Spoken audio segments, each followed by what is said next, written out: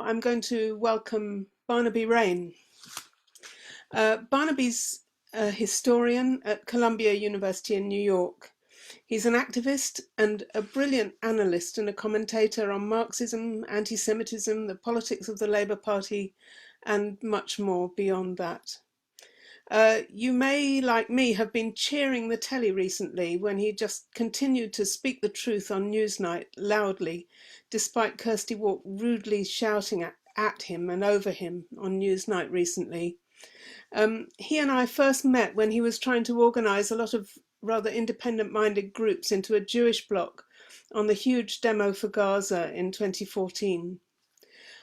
This evening, Barnaby's taking the long view. I'm not sure exactly what he's going to be saying, but I know that, as always, he will shine a light into unexpected corners of Jewish radical ideas. So over to you, Barnaby. Thank you, Julia. Can everyone hear me? Thank you so much to Julia and to everyone for being here. I'm going to begin somewhere that will be familiar to you, Julia, and I'm sure to many at this event. Isaac Deutscher begins his classic essay, Message of the Non-Jewish Jew, with a story from the Talmud. It's the story of a heretic who gave lessons to a very great rabbi. On Shabbos, they would meet and talk, and then the heretic would ride out beyond the ritual boundary while his students stayed put within the bounds of the community. This is, I think, a powerful image for many of us gathered here tonight. Like the heretic, we feel half in and half out, tangled up with our Jewishness and yet rootless in most Jewish worlds, seen as unfathomable or suspect. Some Jewish socialists, I think, feel that in their exclusion, they're the Jews of the Jews, in every synagogue a stranger in a strange land. That is how Jewish conservatives sometimes see us too. But an absence in Deutscher's essay always struck me. A materialist to his core, he reads Jewish radicalism as a product of the ghetto and the anti-Semite, universalism and struggle as the boldest and most beautiful of many reactions to the circumstances faced by many Jews. I think there is another aspect to the story too. I think there are hidden gems and jewels in the Jewish religious tradition that have long nourished and sustained radical thoughts. Judaism announced from the start that no human being could ever really be king of the universe, and every single human being is the image of God on earth. One medieval Jewish theologian responded to Christianity by saying, if God really could have a son, then we are all those sons. Every homeless man who shivers on city streets tonight, every mother everywhere who worries about having enough to feed her kids, every child whose sleep is punctuated by bombs in Syria or in Gaza, these are all like crystals, each person a shard of the divine.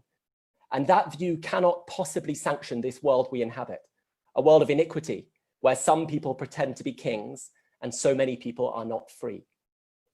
How did Moses come to feel himself a Jew? He was raised a prince, but he saw a man beating a slave and he didn't turn the other cheek. With his bare hands, he killed and buried the slave driver. Later, when Moses led the slaves out of Egypt, it was not only Jews who fled. The book of Exodus tells us that many among the poor and subjugated of Egypt joined Moses and fled Pharaoh. At every Seder service, we ought to remember that. On those first 2 nights of Passover, Jewish families read memories of enslavement, and then we read the words, do not mistreat a stranger, since we were once strangers too. These are the seeds of something called solidarity. As a small child, the Passover Haggadah, I always think was my first political lesson. There's something quite distinctive in all this. It's that strange mix of particularism and universalism that puzzles some and invites the scorn of others. You Jews think you're the chosen people, a kind of master race, say the anti-Semites. What does chosenness mean? It happened twice. First with Abraham, who chose God, and then that great Klekbah, when liberated slaves chose not a set of privileges, but a set of obligations to the world. 613 commandments where non-Jews must obey only 7. Judaism's the only religion I know whose heaven is likely populated mostly by others from outside the fold. Why all those extra tough obligations? Some Hasidim say that in every generation a potential Messiah is born, who might smash tyrannies and usher in the propertyless egalitarianism prophesied by Isaiah. It's my bar mitzvah haftorah re'eh, that's why I remember it. It's the mission of a chosen people in a broken world to help make that happen. I don't often agree with Rabbi Jonathan Sachs, but he was surely right to say all of this is, quote, the polar opposite of the idea of a master race. This is instead the rich dialectic, okay, this isn't Sachs anymore, the rich dialectic between the particular and the universal, which says some disciplined force is required to free everyone. In Deuteronomy, God chose the Jews not for their special righteousness, but for the wickedness of all the nations. Those stateless former slaves stood momentarily outside that awfulness. Walter Benjamin was right that in the idea of a classless society, Marx secularized messianic time, but there's something else too.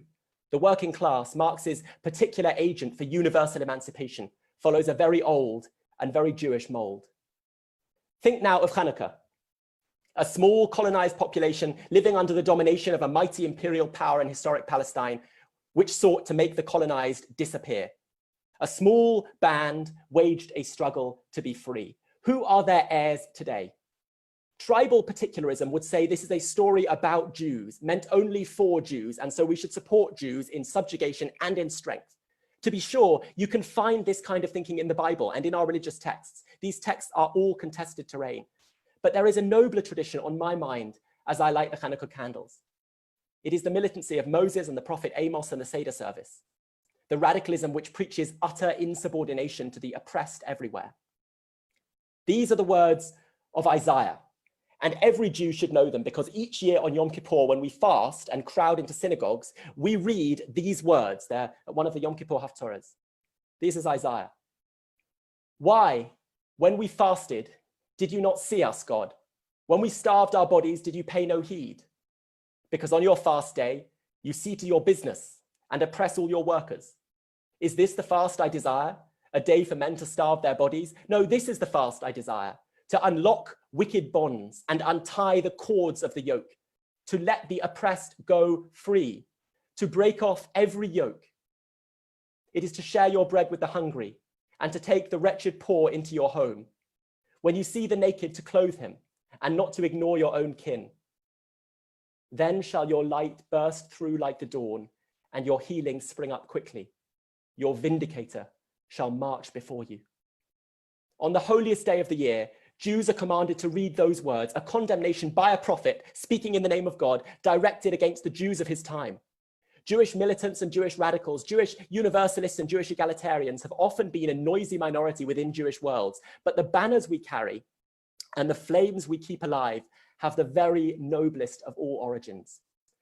I want to finish, and I'm Jewish, so this means I'll speak for another half hour. I want to finish with a story. Don't worry, I won't really. When I was an undergraduate student, I had the honor and the joy of meeting a great Jewish socialist whose name was Dennis Goldberg.